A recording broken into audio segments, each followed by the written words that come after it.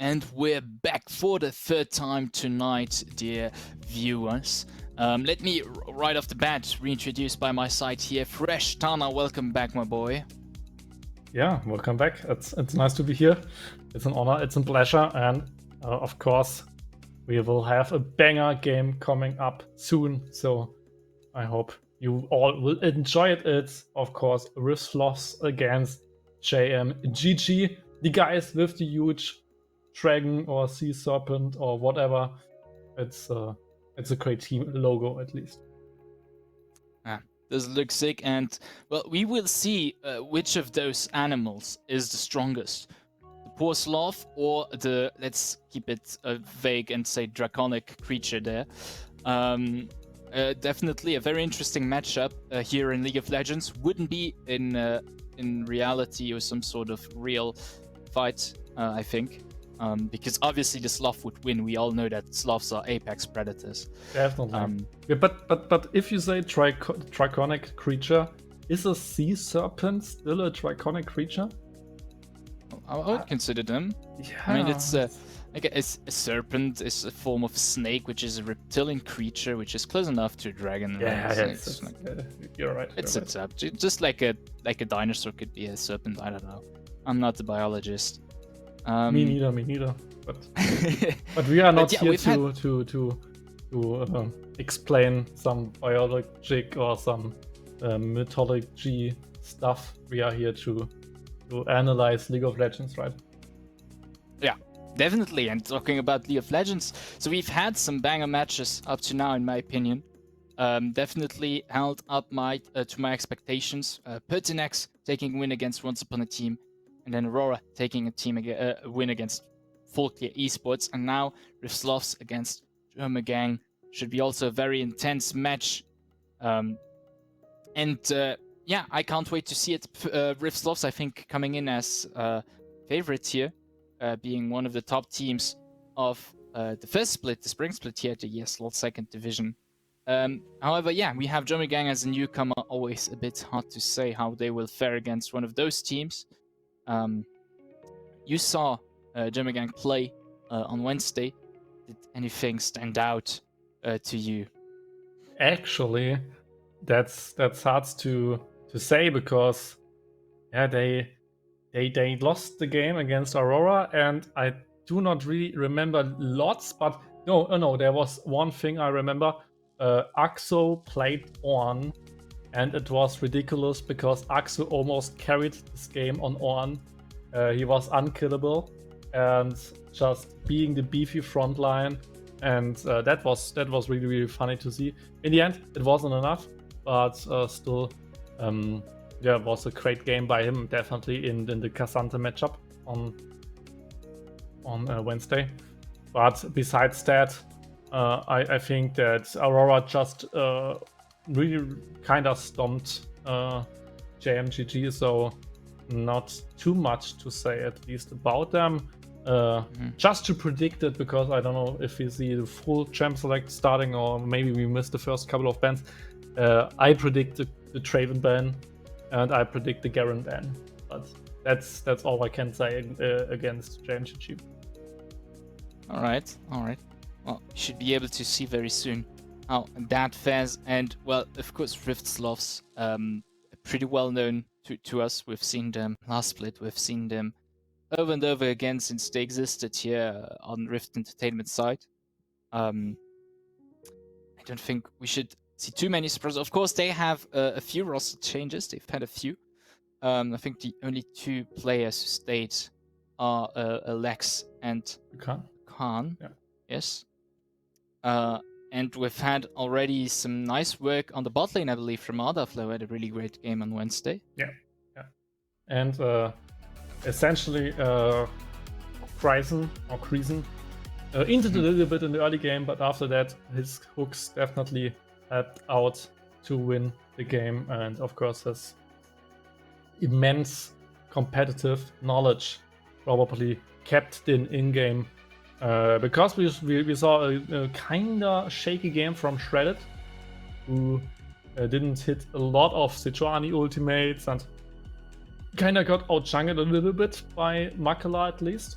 And I think a big part why SLOTHS won the game was by Kryson, who, as a really former big pro and just being this competitive, really good shot caller, just holding this team probably together and getting this first victory. But there's the Draven, like I said. Kindred against Shredded makes tons of sense. Now I predict the Garen against Axo, who kind of is a Garen main, and we saw it from Aurora as well, but now they just decide for Minio. And with Minio being banned, we will probably see at least a Sari or a Yuumi ban. Usually you ban the Sari, because most lanes you don't want to play with Yuumi. We saw in LPL like Aphelios Yuumi, for example. So you can still play the Yuumi, but usually you ban out just the Sari. And now the big question becomes, do you ban the Garen? Do you let it open? And I even believe I think against JMGG there was even a Darius ban. So Darius, Garen, and Draven. So maybe we see something of that as well, but now it's just a Nico. And for me, that says a lot about SLOTHS. If you ban out Nico on blue side, that probably means you don't want to pick it as first pick, which kind of helps as draft idea against them. Yeah. Definitely. I mean, Nico, who I'm so sad for now that we haven't seen Nico, because I know she's quite a lot of fun with the latest changes on the champion. So I'm a bit sad to not see it. But oh well, we'll have to do with that. Anyways, picks are starting, and SLOTHS start off with an Annie ban here as a first pick. And I believe Annie was the first pick last game as well by SLOTHS, actually. If I remember correctly, they first picked Annie in the last series. So they have definitely a plan for them. I don't know if Kryson plays it, but Ukan played a wonderful Ari last time, and even helped with the really fat Jax on the sideline. He always shadowed Lex on the sideline to just kill Jax after that. So maybe we see some Lex Ukan action in this game as well. And against that we have our Orianna now coming down from Trust, and maybe paired with the Jarvan, just for the good old Jarvan Orianna Wombo combo. We've seen Jarvan already earlier. Always such a strong champion, if used correctly, can give you this early pressure that is always precious, especially for mid lane. And something like Nanny is pretty vulnerable in the early stages of the games. You can get that flash out, especially no mobility, and that stun is not reliable at the start of the game, so it'd be a very interesting target for that Jarvan. Yeah, and Shredded goes for the Maokai in the jungle. Something who is really strong right now in the meta. We even saw the Maokai last game as well. So he is just really strong right now. And not last game, but the first game of the day. So definitely a good jungler most of the time, and it's just a good AP source. With the AD mid lane, it kind of gets a little bit weaker, but still it's a good pickup. And there's a Jinx for Atafla, or how is it called? Adafla, I guess. Adafla. Okay. I wouldn't know exactly how you say it. It's always a guess, but that's how I would pronounce it at least. Perfectly. I'm trusting you with that. And there is a Varus. And am I right? But I believe that Dan played it last game as well, or was it Illusion? I don't know exactly, but definitely he fits right into the team comp with the ultimate, just the good old everybody presses R and praise. Yeah. So he kind of fits into that.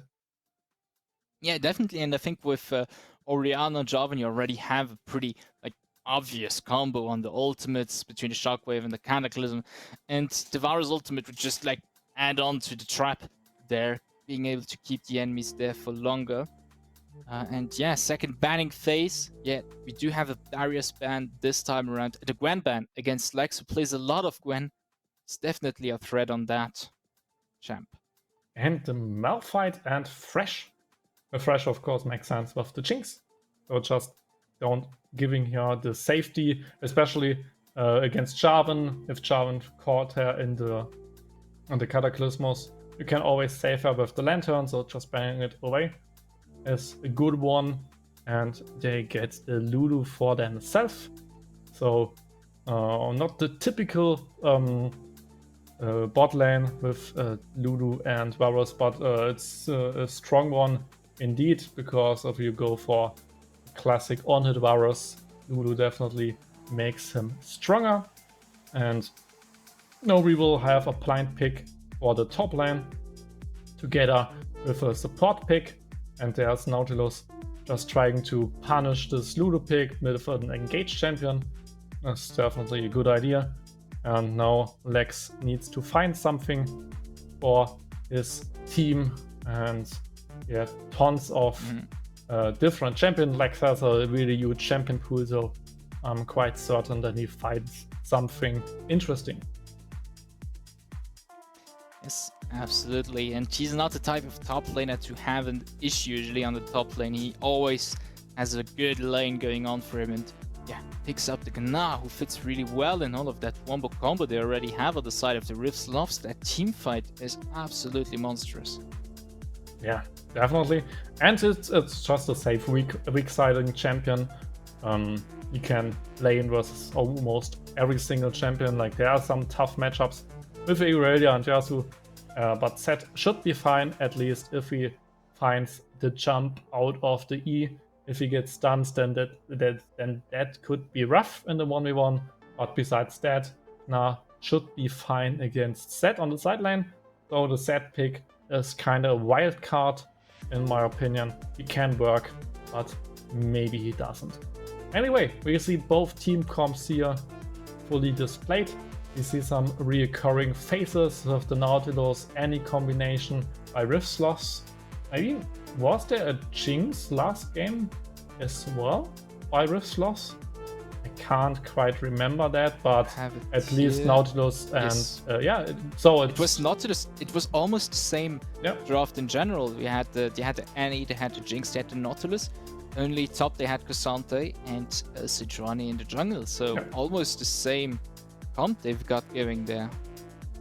Yeah, and just an engaged tank in the jungle like last time with the Sejuani. And if you remember last split, we had like the same team comp over and over from the SLOTHS with, I don't know, it was Swain, Misfortune, Lilia or something. Like they always played it the same team comp over and over again. So not a big surprise now to see it again by them to play same types of champions. But now we see both team comps, or now we saw both team comps. Who do you think is the stronger one? Who do you think won this draft, this game? Well, I really like wombo combo comps. Okay. And well, we've kind of been served, I guess, at this game around. I mean, we have on one side SLOTHS very strong team fight here. They do have the Gnar for nice engage along with the Maokai. I really like that.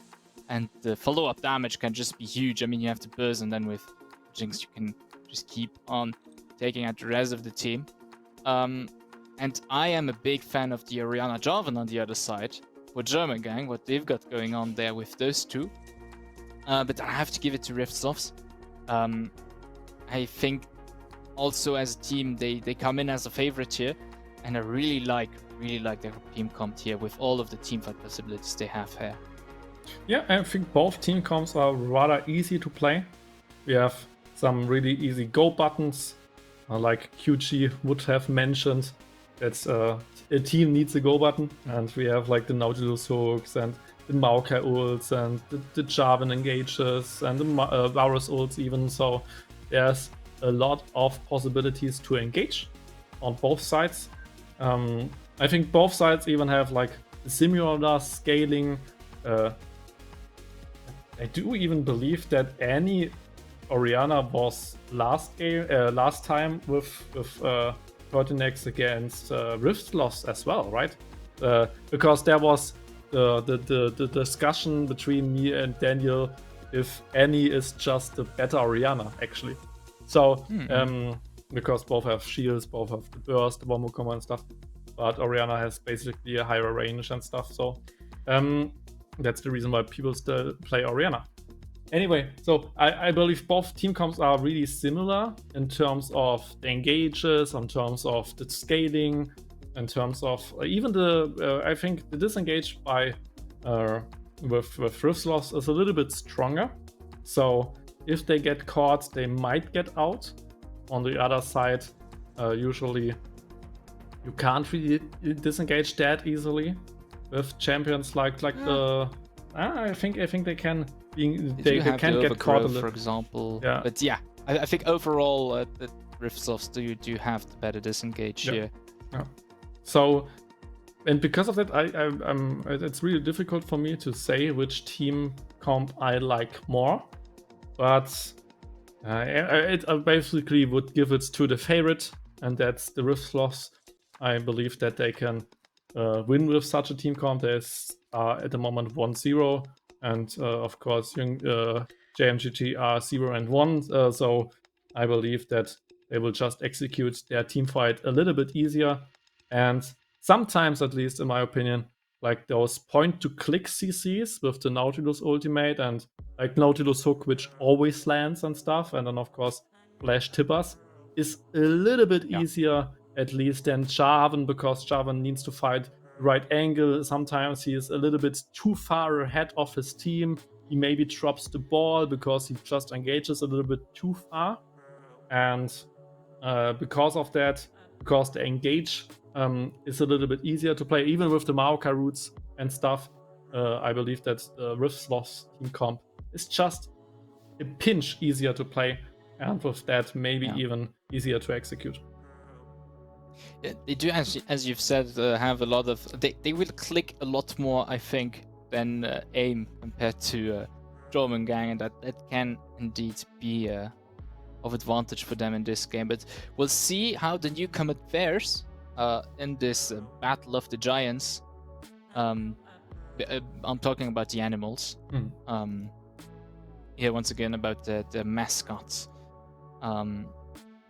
And yeah, third game of tonight, ladies and gentlemen, in the second day of week 1 here at the ESLOL second division. SLOTHS versus JÖRMUNGANG, for those who do not know, as we do not have the teams right now on screen.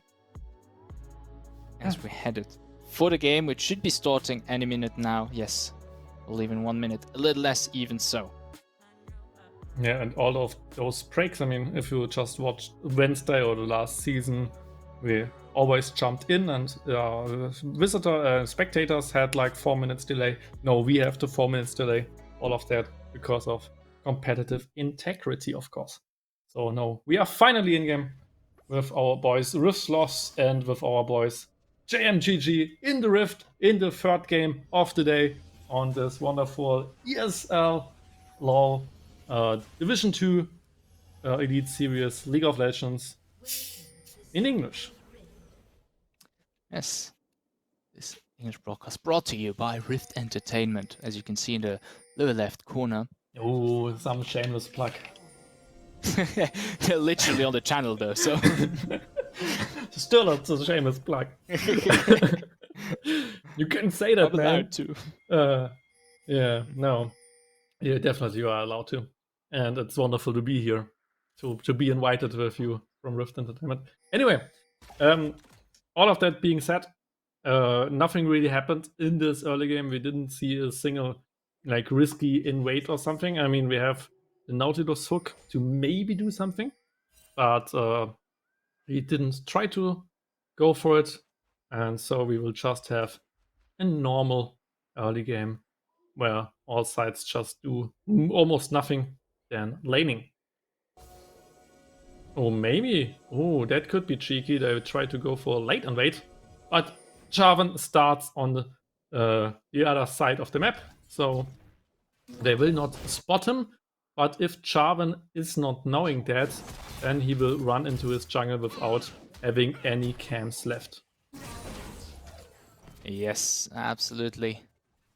I have to see if he has the clarity of mind of realizing that he is getting his bot side jungle stolen, especially since like the small detail one could pick up here is that the Rift bot lane comes from the river. I don't know when GMGG did put that ward, but that should be a telling point for them to say, hey, they were not in their own jungle right now.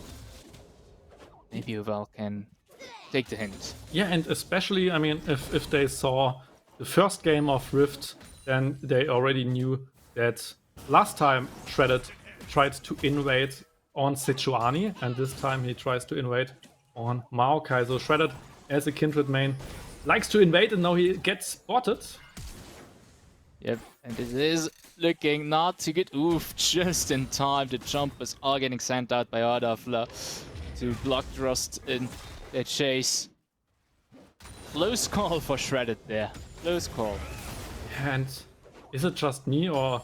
I mean, as an Orianna, I would have flashed and tried to kill him there. But that would have been maybe a little bit too risky. I mean, they already got the flash, so why risk too much? But especially against the Nautilus here, we have the hook, by the way, connecting on the bot lane. I mean, a player like Risen, if he is able to land that check, that would have been definite death for Rust. So yeah, maybe not trying to risk it too much. yeah, that's true. But Shredded, I mean, second time, second invade, so this guy could get predictable in further match days, and people might drop down some wards against him. But especially like this ward, which spotted the bot lane going out, and then Trust could walk to the blue buff. That was really, really important by Dan and by Parasity. So definitely well played by JMGG right now. So we have kinda a standard, not boring, but a long early game at least, where nothing really happens. And I believe the first really major kills will occur if both junglers get level 6, because with level 6 on both of these, you definitely have tons of engage tools to maybe get some kills. We have another hook hitting on the bot lane, and with the root boss, he is taking a lot of damage from Ardafla. One hook, look what one hook does to you. Yeah, especially with this combo together with the traps, you can always try to go for the CC chain and try to kill someone, so it's definitely worked out in their favor. But in the range versus melee matchup, you need to do that. We go for the flash. The hook does land once again with the jumpers. That's certain death for Parasity as Ardafla picks up first club. Dan, of course, picks up the counter kill against the enemy support Grizzon. That's 1-1 for both bot laners here. Yeah, of course, first blood advantage, so some more gold for the kill, some more gold for the assist. So a 1-1 trade on bot lane is usually worth, especially if both ADCs survive. Because if one of the ADCs would have died, then the other one would have gotten farm, and the ADC who dies don't get the farm. But in this case, if just both supports die, then it's worth for both sides. But the first blood side is a little bit happier, at least. And look at Grizzon here, waiting for the good Hex Flash hook. It tries. Yeah, sneaky. It's very ironic being sneaky with literal diving suit. Yeah, and like he's just a coloss, right? Yeah. I mean, he is so huge, and like his anchor is just maybe the biggest weapon in League or something. I mean, you can't really be too sneaky with that. It's not like Renata with a little pistol. You could maybe sneak in your dress or something. It's just literally the biggest anchor you could find, and you can't really show up in that. I was gonna say, technically Zag is the biggest weapon in League. But he uses Yeah, true. But he is a weapon, right? So True, he is a chemical weapon, indeed. But like, if we consider weapons you need to have in your hands, then I believe that Nautilus has maybe the biggest. But yeah, too big, too big. I need to think about that. But is there any bigger one? Like something like the Wukong stuff. I mean, with one of his emotes, he makes the stuff really long. So maybe that's the biggest in terms of like distance. But Yeah, I pure mean, the length, anchor right? is but anchor is really big It's in all. really got wider. It's got more girth. Yeah. Difficult to say. But yeah, let's go back to our game. It's been pretty quiet though this game up to now. 1-1 on the bot lane, and for the rest, very calm. We had a shockwave on the middle lane, but yeah, it's going easy peasy. However, we do have a slight gold discrepancy. Rift being slightly ahead, they do have a nice gold lead on the bot lane, but just doesn't make it up in the middle lane, so yeah, pretty even right now. Yeah, both top laners didn't have a single recall yet, so they will sit on at least 1.5k or something. There's boots and kindle, so that's 9 and even like a pot, so 2k gold or something, which Knar at least had in his pockets. And we see that both top laners just go for the tabbies, because why not? And Seth waited for a little bit more gold and went for the pickaxe. Yes, as he's now TPing back to the lane, so did Lex, so this is one of those more boring top lane matchups. Not much happening right now. Well, coming in to the mid lane and Shredded on to the bot lane, looking for a gank as Dragon is up. And either team might be looking to get it. We have the hook connection coming in, and one route after the other. Parsley is not gonna get away from here, and a lot of damage falling on to Dan. Now we have strike from the Death. Super Mega Death Rocket is flashed aside and is able to survive. But now with that play on the bot lane, Rift Sloths should be able to start heading towards that Drake. Yeah, and do you saw it? He wanted to give this kill to Adafla, and then the Knight just took it. It's so sad. Too bad. Oval now goes all in onto Adafla with the Cataclysm, is able to flash away, but Dan is just around the corner ready to pick up the kills as he goes over with the Blast Cone. That's 2 kills going to JÖRMUNGANG. However, Adafla is able to pick up the kill to Drost, but now their enemies are able to pick up that first Drake as Axo is now coming in as well. Get the CC onto the enemy top lane Axo, but Grizzon has to be very careful, flashes over the wall. This is looking very dangerous for him. Blast Cone should be able to save his Pooper, but Axel flashes over the wall and picks up the kill. JÖRMUNGANG playing this really well. Yeah, but that's a really expensive roam by Axel. Okay, there comes the teleport.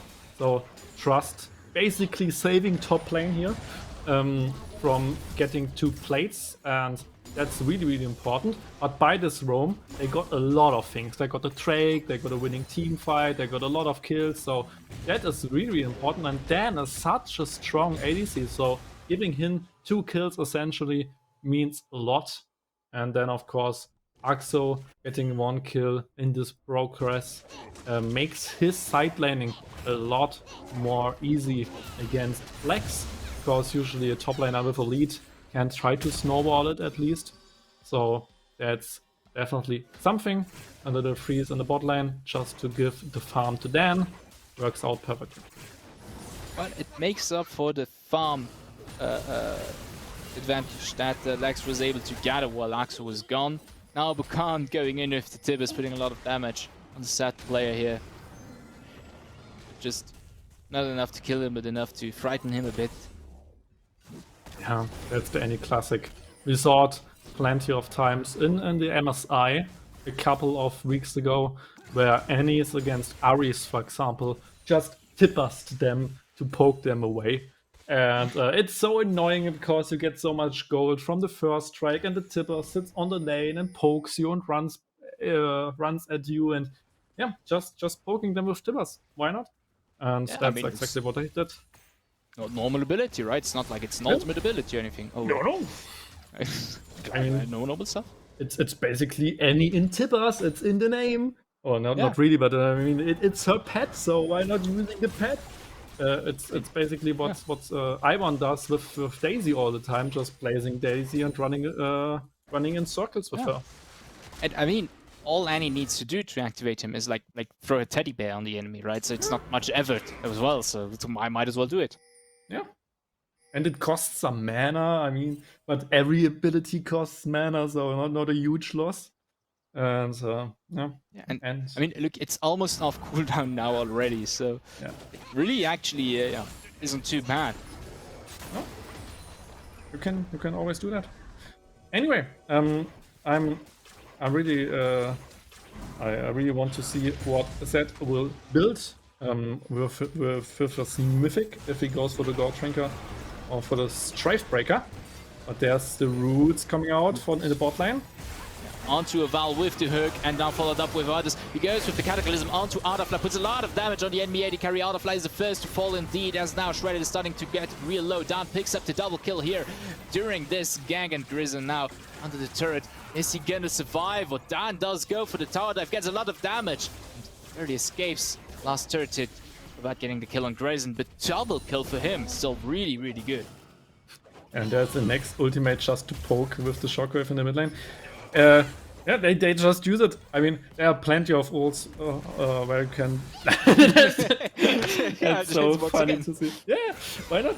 But anyway, that was a really good turnaround by JÖRMUNGANG. They just used Shredder's ultimate and like they engaged from Rift to just re-engage, and it was really, really close. They almost killed Jarvan, but then there came the heal and the ultimate from Lulu and the shields, and he just survived. And in the end, Varus can just shred through Shredded and just kill him. And that was really, really good played.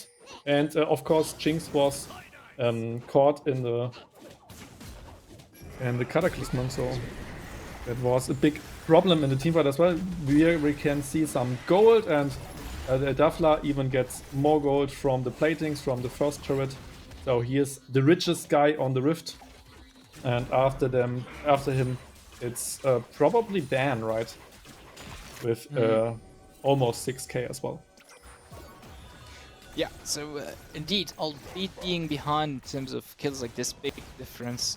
Ardafla being able to stay ahead is really good for ESLOTHS. Not everything's lost on the spot lane.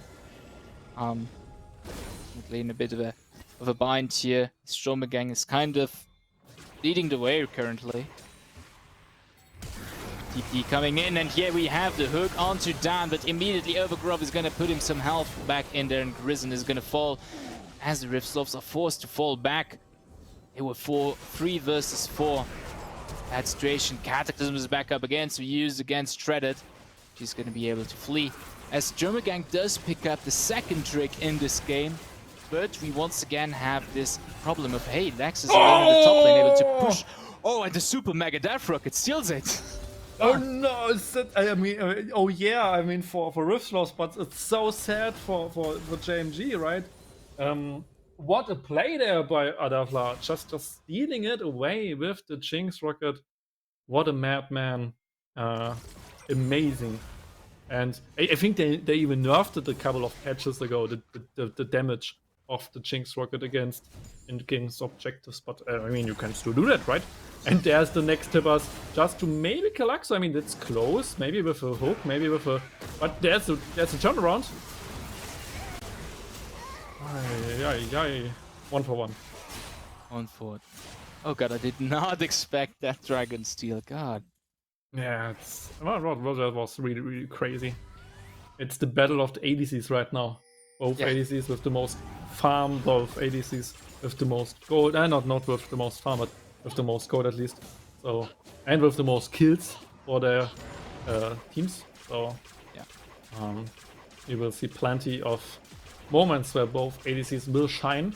But I want to comment at least a little bit about this Kryzen catch on Dan. I mean, what did they expect by going with 2 tanks against Varus Lulu.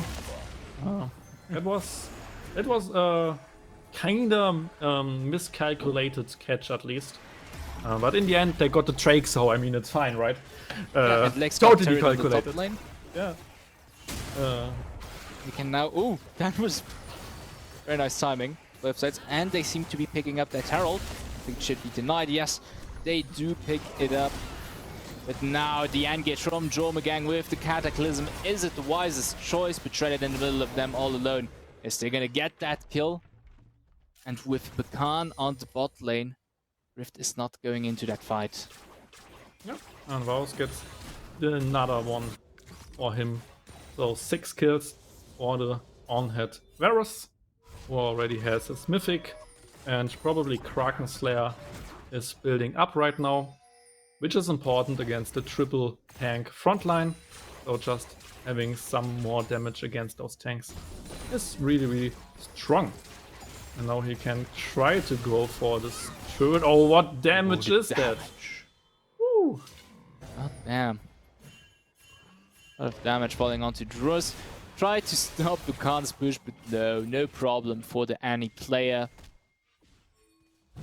Yeah, in the meantime, both bot lanes on the mid lane are gonna try to get that push on the turret. We pick up our second turret on sides of JÖRMUNGANG on the top lane here. Depth. Dan is behind the turret, but this tier 1 on the mid lane should be falling soon enough, especially with Herald up. Oval coming from behind, but he's a bit far away from his team as he starts to get CC'd here, and SLOTHS is able to disengage easily without too many issues. Axo is behind him. They have not sussed it out. I think now they've realized something is up. Yeah, there he is, sure enough. Pulls in Bakan in the middle of JÖRMUNGANG, but with the stun is able to survive a bit longer than expected. Now 5v4 they go in. Lex is there. Oh, nice ultimate from him. Double kill goes to him as the SLOTHS are pushing back. Now they get the triple kill for Lex and the kill for Ardafla. But most importantly, they get the shutdown on Dan, which was already 600 gold, maybe even more at that point. Axo very low now. He's gonna have to be very careful. He's able to flee as they pick up tier 2 and the mid lane as well. Yeah, and this fight started rather well, and especially they peeled Dan for a long time, but then just Lex coming in clutch with a good Megana and just killing all hopes and dreams of JMGG with such a really wonderfully played team fight. With that, even 2 turrets in the dust, and now the dragon is spawning in 40 seconds. And if they can find those angles against Dan, then it will be a tough time for the ADC of JMGG. But especially, like if the fight started well for them, then they can try to just burst one down, and the Cataclysmos maybe burst one down with the ultimates, and maybe win a teamfight from that. So at the moment, nothing is lost by JMGG, but they definitely need to keep an eye on Lex in those fights. Yes, definitely. I mean, now he's gonna deal a load of damage. All ultimates are back on both sides very soon. Gonna be ready for that trade, but Axo is a bit far away from his team as SLOTHS decide to engage. He's forced to TP, but yeah, the first one to fall is Oval in the middle of the SLOTHS to decide to do the counter engage, but it does not find purchase, and now Axo, late to the party, joins his team at least in a defensive effort. And that's what I mean by the analysis of those 2 team comps. It's just easier to play for if they can just press Maoka ult and just try to kill one target. Meantime, and I think that's exactly what we saw when the tier 1 mid lane turret died. You could saw that Jarvan tried to engage and then needed to flag and track out of the fight just because he couldn't find the angle. And like last team fight, he just went in, and with this item build, he's just not tanky enough and he just dies instantly. So it's just way harder for Axo and Oval to get into the team fight, while especially with Shredded ultimate and with Bukan's follow-up and then the Jinx rocket and stuff, you just get one target, and it's just easier to play for them. Look at them. It looks like they get the catch on Shredded, but they do so little damage right now to him. He's able to get back to safety, regroup with the rest of his team. as the Riftslovs are slowly but surely starting to carve themselves a decent lead in this game. Now with 2k gold difference, the first, let's say, noticeable difference we have here between both teams. Yeah, that's And right. most importantly here, I mean, Riftslovs, they have two dangerous people. Lex is pretty dangerous right now, but Ardafle as well. I mean, he's a Jinx. If left alone, he's still gonna shred through them pretty easily. Meantime, Riftslovs only have to focus down. If they get down out of the equation, all is good for them. And just one bad hook starts going Ori, and here they pick first pick on Opacity and Oval, and now they can easily get to down. Look at that. Ardafle has his way there. They can just keep on pushing. Yeah, and then it's just hopeless. I mean, his front line is just dead in an instance. And like, yeah, he is really powerful, but he, like, the fight is over when it starts. Just with the any ultimate, with the engage of Lex, just stun after burst, and then can maybe throw in one arrow, and after that he needs to walk out because he just can't out-attack them. Oh no, the catch maybe. The catch, now we have Drist, who is not going to survive for long. Try to get the return kill on Bakan. That does work out for Axo, and Dan back there just in time to kind of dissuade the Riftslovs of further pushing onto Axo. But they do get that Baron. He will be using that with some more pressure on JÖRMUNGANG. The next objective, Mountain Drake, is only in 2 minutes 40. Yeah. That's really, really well played right now by Riftslovs.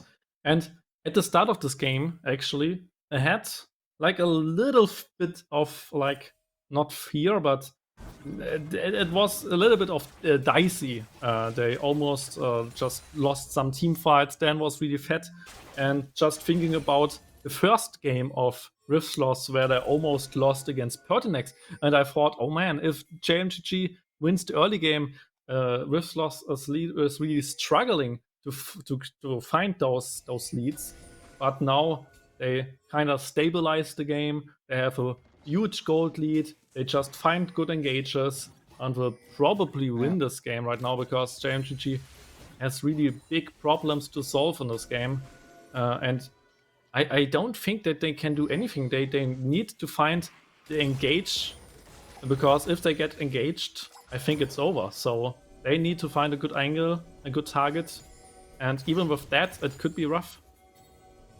You know, I was going to say, I think the issue in the early game was that Lex was stuck on the top lane against Axo, and you could say that Lex was kind of the missing link there. Yeah. But that's I'm reaching too far. Missing link is Gnar's big champion title, right? So when you need to explain it, it's really bad usually. True. But they get this tier 2 turret, and now they try to stop some recalls because maybe they can do something. There's like the big engage. And that's what I mean. It's just too much disengage. Yeah. I talked But they about played it. this really well as well. I mean, Shredded's ultimate towards the side there.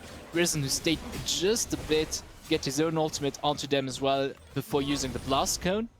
I mean, that was just really well played from the Riftslovs to disengage there. However, you have to give it to JÖRMUNGANG. At some point, they had those few recalls that were interrupted and some not. I was thinking they might find purchase at some point.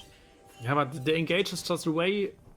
It's not way harder, but it's not the big reach, right? Like Maoka ultimate has a really long reach, then the hook into the he can even try to hook a wall into the ultimate and stuff, so they can just engage a little bit faster and even wider. So, and with Flag and Drag into Cataclysmos, it's really predictable and you can't really get every single time those engages, right? And now Axu even get caught and they try to contest it, and there's the next kill. So the soul point goes to Rift, and at least they trade one tier 1 turret in mid lane for the soul point, but that was really a huge cost. Yes, definitely. I mean, one kill, they get the soul point for the Riftslovs. Lex can just push that bot wave in, Top lane is also looking good right now for the ESLOLs. But yeah, I mean, JÖRMUNGANG definitely in a bind here. Trying to play from behind. Need to find the right angle for a team fight, but I mean, it's really hard. Currently, ESLOLs has all the cards in their hand to take the win home. And yeah, JÖRMUNGANG needs to find an opening. And the only one they can find really is ESLOLs slipping up at some point, because they have all the tools to deny an engage. Yeah. Baron is spawning in 2 minutes, and maybe that could be the last huge objective, the last huge team fight. Because if something goes wrong there, especially now with those kinda open side lanes, just one tier 2 turret is standing for JMGG. You can always go for the siege on the inhibs, even try to go for the dive with Maokai, of course. And yeah, with Baron buff, that could be the finish after that. So JMGG needs to be really, really careful the next couple of minutes to not lose this Baron. Yes. Just 10-4 people top. ESLOLs are looking for the engage. We have to root that does connect onto them. We throw the enemy back. And Druz is gonna fall like a fly at the hands of Ardafla as ESLOLs pick up the tier 2 on the top lane. Lax still on the mid lane is gonna keep on putting his pressure there. JÖRMUNGANG, one man down, needs to find the right reach here to stop them in their tracks. And Daxter does find a very nice angle onto Grizzin. A lot of damage falling onto him, but so as well on Pecan, who's getting really low. This is looking kind of good for JÖRMUNGANG. The first one to fall is Oval. They do get Pecan in turn. They're playing this really well right now. Dancing around the enemy skill shots, they're able to dissuade them from further pushing. Yeah, that was maybe the first team fight where Dan could really auto-attack someone. So the front to back at least worked out a little bit. But in the end, with his short range and with the Cataclysmus, he couldn't really, I think, reach Jinx there. So, and then in the end, he even needed to step away because of Lex's appearance. And yeah, now the Baron is alive. Both teams are missing one player at least right now. And Dan can try to carry. I mean, he has 3 items, he has a lot of damage, but they really need the right angle. And I think Axo kinda found some sort of angle, but in the end, both Axo and Oval are just not as tanky as Shredded, for example. Yeah, that's the problem. It did well to get that enemy tank, like the Nautilus into the enemies. That was good, but yeah, as you said, they cannot hold out long enough. If the fight starts to stretch, JÖRMUNGANG definitely is in a big disadvantage. But if they find like this one explosion, it can work out for them to like pull the game back in their favor a bit. I mean, they are far behind. We have a 7k gold lead always for the ESLOLs. They have the soul point. They're currently leading the game. All their waves are constantly pushing because they just have currently the momentum to keep that up.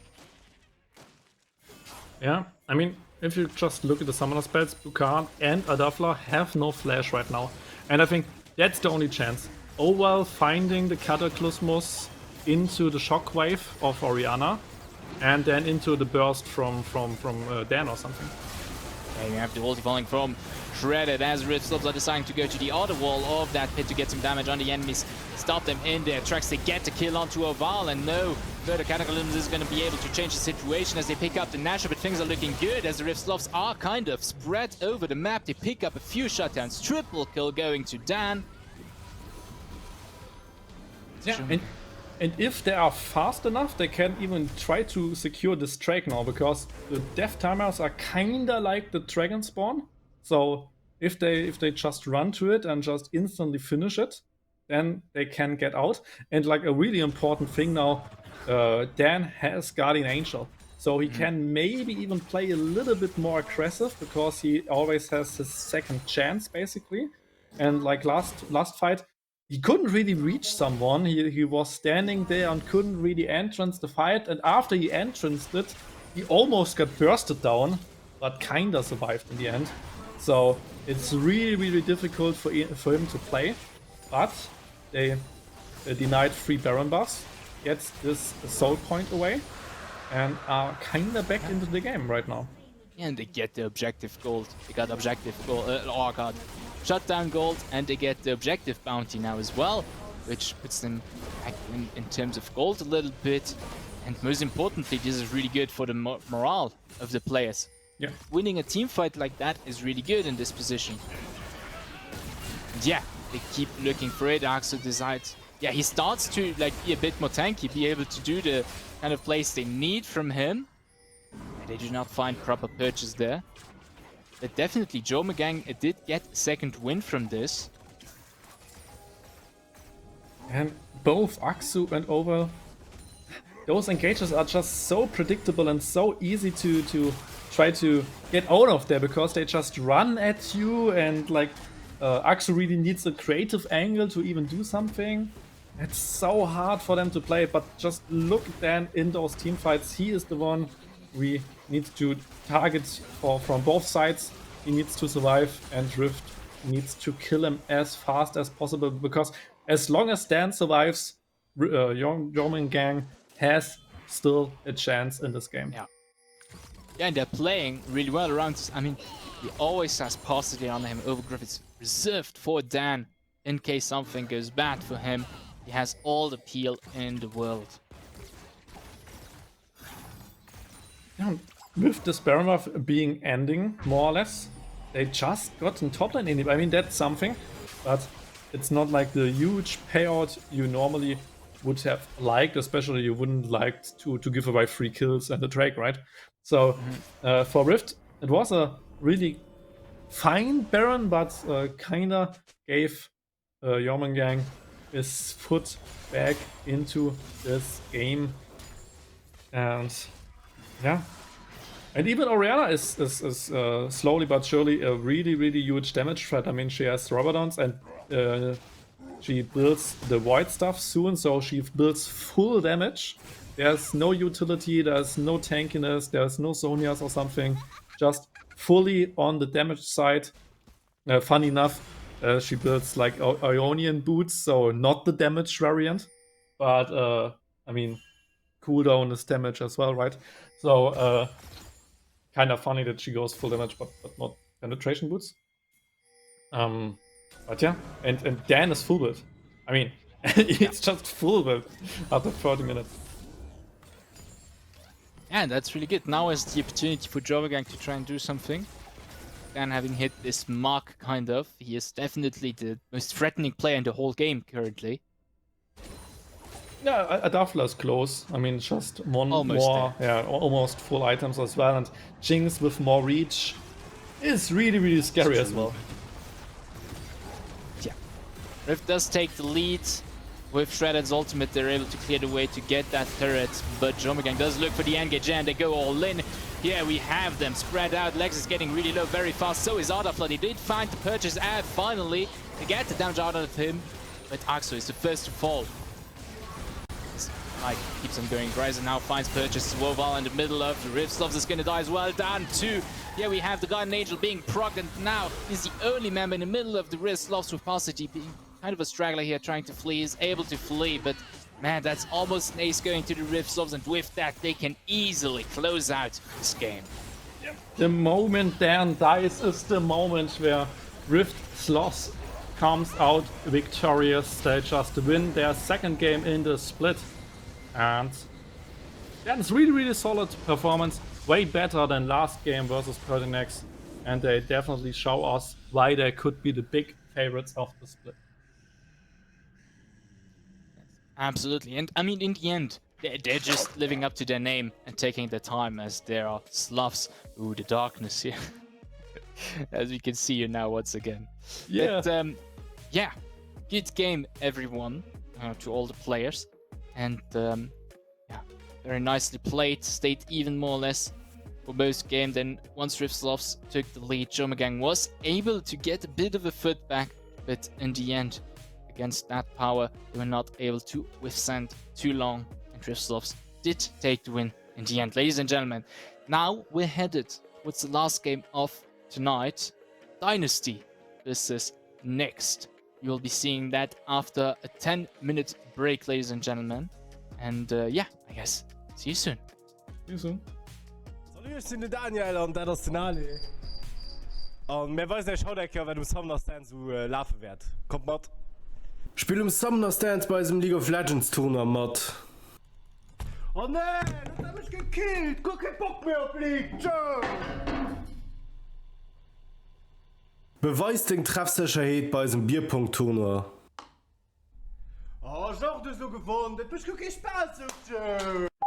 Oder genieße flotten Abend mit der Community. Eine Straße, viele Bäume. Ja, das ist eine Allee. Allee, Allee, Allee, Allee.